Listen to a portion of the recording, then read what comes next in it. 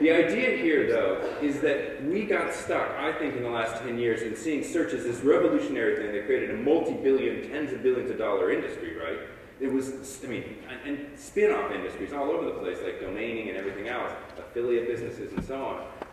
So much cash sloshing around, we forgot that the interface is going to shift completely again, right? We're not going to get stuck in the blue box anymore. We're going to start using voice as search. We're going to start using photos as search. We're going to take a bottle of wine off of the shelf, we're going to take a picture of it, and that's going to be the search. And it's going to tell you, oh, the same bottle of wine is for sale 4 blocks down the road for 15 bucks less.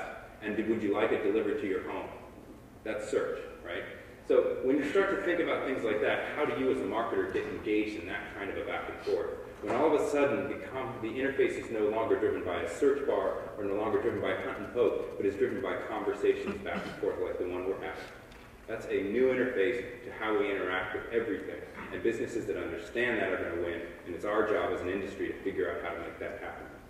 So, let's look at some home pages. I'm a big fan of looking at home pages because I think that most brand marketers get stuck and they create these gorgeous home pages. Okay? This one is now it's about a year old, but it's been redone with the new version of the Lancer. This is a Lancer Evo. It is a hot car for sort of young men, tuners. They like to tune their cars. So this is the Lancer Evo homepage, and it's got, you can paint it different colors, put different wheels on it, spin it around, see inside, see outside, maybe take it for a test drive. It's super cool. This was an expensive homepage to build. This, the agency made some serious markup on, right? This was a good homepage. But this is not the homepage for the Lancer Evolution. This is the homepage for the Lancer Evolution. Okay? Because if I'm 18 to 24 male, I am not going to that homepage. I'm going here and I'm putting in Lancer Evolution. So let's take a look at what we see. These two arrows are the only places where the marketer is in control of the message. These are the only two places. And frankly, unless you happen to have a friend who works at Google, you're not always in charge of that top link. Right? Because we're not totally sure how it gets up there. But they have managed to control it, and that shows, and that is what we saw before this, right here, is those two red arrows.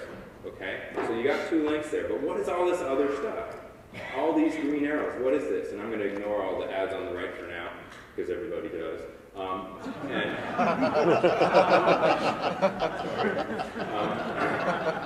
Let's look at those organic results.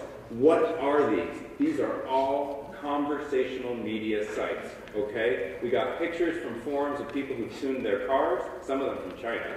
We've got a Wikipedia entry, we have 2 blog entries, and 2 user-generated forums that are not controlled by Mitsubishi. There are people talking about this brand, and this is your homepage if you're a brand marketer. So what do you do about it? It's a very interesting question. So we, have a new homepage that's starting to happen now. How many of you are users of Twitter? Wow. Okay, how many of you are tweeting right now? Oh, say hi to me. What an extraordinary signal, if you're Mitsubishi, that you should be monitoring and figuring out how to do something with that signal and join that conversation in a way that is honest and has integrity and makes sense for the brand and the voice that your brand has, right? So let's look at some home pages. We have the panel coming up is Nestle. I love doing this. We have a fellow from Nestle. I love doing this with every brand that we work with, which is to start with the toolbar and see what Google suggests about the brand. It just tells you all sorts of interesting things because basically it's aggregating information what people are searching for, right? It's sort of cool.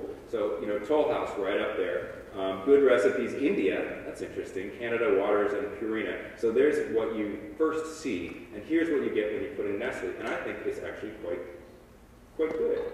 Looks like Nestle's got it together when it comes to both paid search as well as its organic conversation. There's another brand that was supposed to be here, but now I get to pick on him because he's having a baby, so he couldn't come.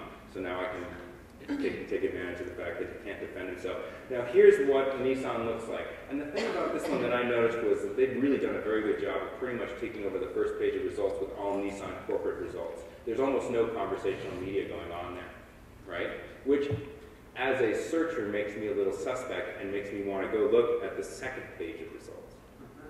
Okay? And the second page of results start to get really interesting. And these videos, which I'm not going to play right now, again, we don't have enough time, but you should check them out, are hilarious. They're very, very good.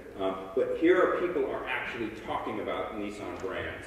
right? And now I trust those conversations more than I trust the corporate homepage. It doesn't mean I don't trust the corporate homepage, I do, but I'd like to see that conversation around the brands so that I can contextualize and understand what the company has to say with what people who are using the company's products have to say, right?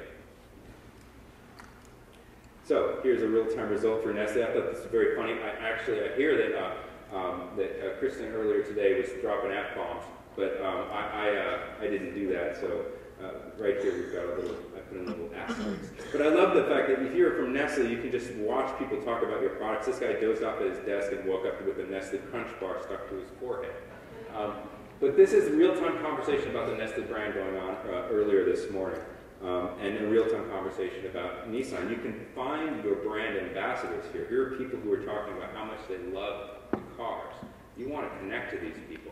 As a matter of fact, just yesterday, Salesforce and Twitter announced an integration where Salesforce will now see Twitter feeds as CRM, Customer Relationship Management, signals, so that you can start to take that and use that as a way to manage your customers' conversations. Super cool. So, search and social media love conversations. So here's my favorite of all my graphs, the one with no XY axis, just showing that the internet is growing. I've been showing this since 1991. And it's never been not true, okay? That's the thing. The internet is growing. In the 90s, it was growing because of the portals, okay? And any of you from Jim or Jimf that are here, I don't want to get you angry. Google, Yahoo, Microsoft, MySpace, Facebook, the portals, AOL, Jimf. But there's a whole rest of the world besides portals. And if you look at the actual growth in the past 4 or 5 years, the portals are not the places that are growing, except when they're making acquisitions. But generally, they're not growing. What are growing is this incredible, robust set of sites that are coming kind of like mushrooms out of the forest floor. These people who are talented, bringing new, passionate, engaged audiences. When I started at them, I called it the new newsstand, right? Like Boing Boing, or Dig, or Facebook, which started like this, or Twitter, which started like this, or TechCrunch, Wikipedia. These are sites that started by one person, or 4 people, or 10 people max, that just become these massive, or even tiny but beautiful sites that are conversations between engaged and passionate communities. They're growing like crazy. How can you tell? Here's the proof. I swear I had numbers. This is a very important kind of year for me, sort of 06 to 07 was when we really saw this take off. If you look at what I bolded, YouTube, Wikipedia, Blogger, Facebook, Flickr, and WordPress, these are the top 15 growing sites. These are all the top 15 sites and how they're growing. In other words, I didn't filter it based on the fastest growing versus the biggest. Okay? And of the top 15, the fastest growing, WordPress, Flickr, Facebook, Blogger, Wikipedia, YouTube, what do they all share in common? They are all platforms or services that enable conversation on the internet. All of them. All the others are portals or large media properties who may not yet be fluent in that conversation. I think this is really, really interesting. Twitter, by the way, grew at 1,300% in the past year. So, extraordinary. ComScore has been measuring this category called conversational media. I know John Bocconi was here, I think, earlier. And they have seen a skyrocketing growth as well. I should have updated this, but as of November, I think they do it every two months or every 3 months now. It's grown to 790 million uniques who engage in some way with sites outside of those traditional portals. That's a very, very large number. So if we think that conversational media is real, that this shift is occurring where everyone is engaging in this kind of new form of media participation, it only makes sense we have to figure out new ways to market in it, right? We just have to. I call it the fish with feet phase right now, where we're trying a lot of stuff, not necessarily everything's working, but at least we're getting out of the water.